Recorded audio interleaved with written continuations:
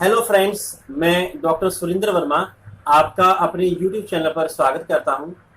दोस्तों, corona vaccine से संबंधित कई लोगों के मन में क्वेश्चंस हैं, कुछ एक डाउट्स हैं जो वो बार बार पूछते हैं।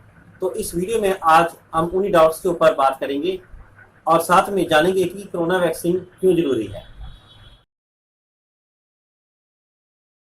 तो पहला क्वेश्चन है कि कुछ एक महिलाएं आके पूछती हैं कि क्या हम पीरियड्स के दौरान वैक्सीन लगवा सकते हैं। तो इसका सीधा सा आंसर है हाँ, आप लगवा सकते हैं। इसके लिए किसी भी प्रकार की कोई बंदिश नहीं है, आप किसी भी समय इसको लगवा सकते हैं।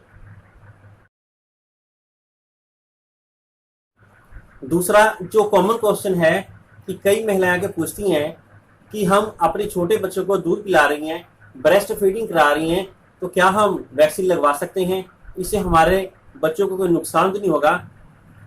तो उसके बारे में मैं ये कहना चाहूँगा कि भारत सरकार की नई गाइडलाइंस के अनुसार अब लैक्टेटिंग मदर्स यानी जो महिलाएं अपने बच्चों को ब्रेस्ट फीडिंग करा रही हैं वो भी वैक्सीन को ले सकती हैं।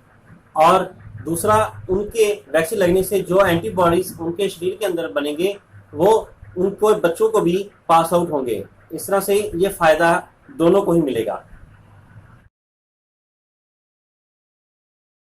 अगला जो डाउट है वो काफी इम्पोर्टेंट है कि कई लोग सोचते हैं कि वैक्सीन लगाने के बाद उनके अंदर रिप्रोडक्शन पावर खत्म हो जाएगी, यानी महिलाएं बाज हो जाएंगी और पुरुषों के अंदर जो उनकी सेक्सुअल पावर है वो खत्म हो जाएगी, वो बच्चा पैदा नहीं कर सकेंगे। तो इसके बारे में मैं कहना चाहूँगा ये बिल्कुल निराधार बात है, इसके बारे में कोई भी साइंटिफिक प्रूफ नहीं है। आप इन बातों के ऊपर, अफवाहों के ऊपर विश्वास ना करें। इसके बारे में कोई भी डाटा ऐसा नहीं है कि वैक्सीन लगवाने के बाद उस बंदे की या उस पर्सन की किस तरह की सेक्सुअल पावर लॉस्ट हो गई या वो दोबारा बच्चा पैदा नहीं कर सकेगा। तो इन अफवाहों से आप बचें। अगला जो डाउट बड़ा कॉमन है कि कोरोना वैक्सीन की दोनों डोजेज लेने के बाद कई व्यक्तियों को कोरोना हो गया है, तो ऐसा वैक्सीन लगवाने का क्या फायदा जो हमें पूरी तरह से 100% सुरक्षा प्रदान नहीं करता है। तो इसके बारे में मैं ये कहना चाहूँगा कि कोई भी वैक्सीन 100% अपना असर नहीं दिखाती है। ऐसा ही इस केस में अभी तक है कि कोरोना की जितनी भी वैक्सीन है उनकी एफिकेसी 80 से 90% तक की है।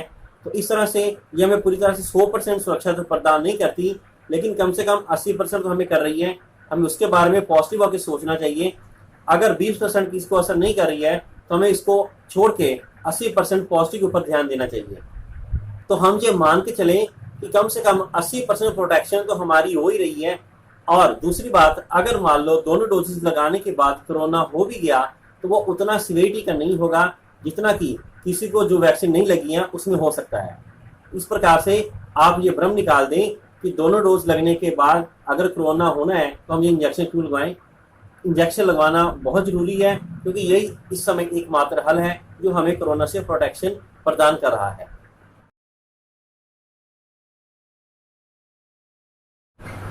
अगला जो डाउट है कि दोनों डोजेज वैक्सीन की लेने के बाद भी डेथ क्यों हो रही हैं, तो इसके बारे में मैं ये कहना चाहूँगा कि डेथ जो हो रही है उनके और भी कई कारण हो सकते हैं। जैसे कि किसी को हार्ट की प्रॉब्लम हो, किसी की किडनी को प्रॉब्लम हो, लिवर की प्रॉब्लम हो या कोई और कोमॉर्बिडिटी हो जिसके कारण वो डेथ के चांसेस बढ़ सकते हैं।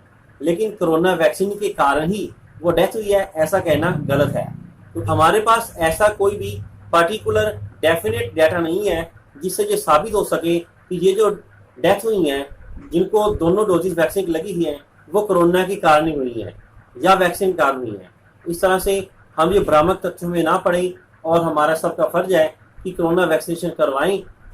इससे हम अपने को भी सुरक्षित करें और दूसरे को भी मोटिवेट करें कि वो वैक्सीनेशन जरूर करवाएं। और साथ ही साथ वैक्सीन लगने के बाद भी जो प्रोटोकॉल है, मास्क लगाना और 2 गज की दूरी और अन्य जो नियम है उनका पालन सख्ती से करें ताकि हम इसके ऊपर पूरी तरह से विजय पा सकें। तो दोस्तों, ये थे कुछ एक डाउट्स। अगर आपके मन में भी कोरोना से संबंधित या कोरोना वैक्सीन से संबंधित कोई डाउट है तो मुझे कमेंट्स में पूछ सकते हैं। तो दोस्तों, ये था आज का वीडियो। आशा करता हूँ आपको पसंद आया होगा। आप अपने कमेंट्स और सजेशंस पहले की तरह भेजते रहें और मेरे इस वीडियो को लाइक करें, शेयर करें और इस चैनल को सब्सक्राइब करें। Thank you.